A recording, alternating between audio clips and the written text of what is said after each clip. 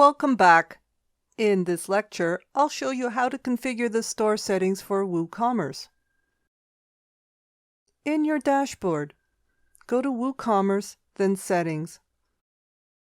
The first tab you'll see is the General Settings. If you haven't already set up your store currency, you can do it here. The next tab is Products.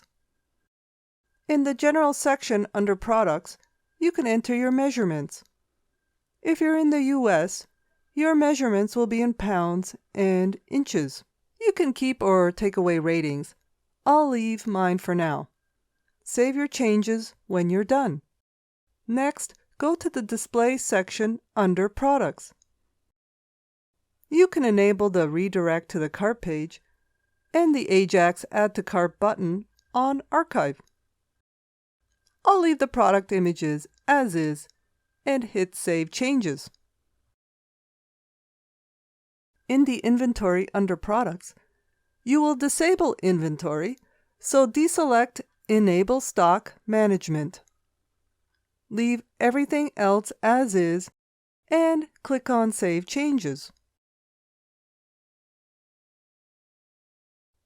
Next, go to Downloadable Products and select Downloads Require Login. I don't have downloadable products, but I'll set this up. Hit Save Changes. For the taxes, click on Enable Taxes.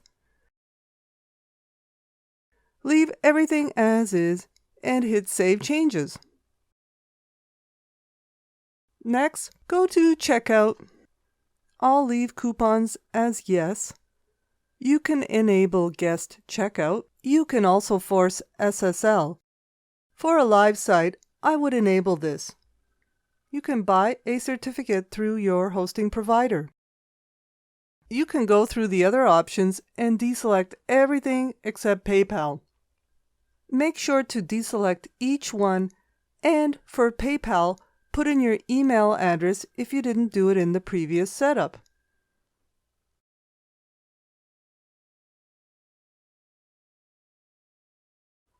Next, click on the Shipping tab. Under Shipping Options, click on the Enable Shipping and hit Save Changes. In the Accounts, leave as is. In the Emails section, you can add your company name and add your company email address.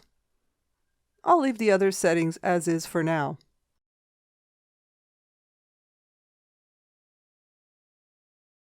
Next, you'll go to the API. Go to WooCommerce, and then Settings to generate the WooCommerce API keys.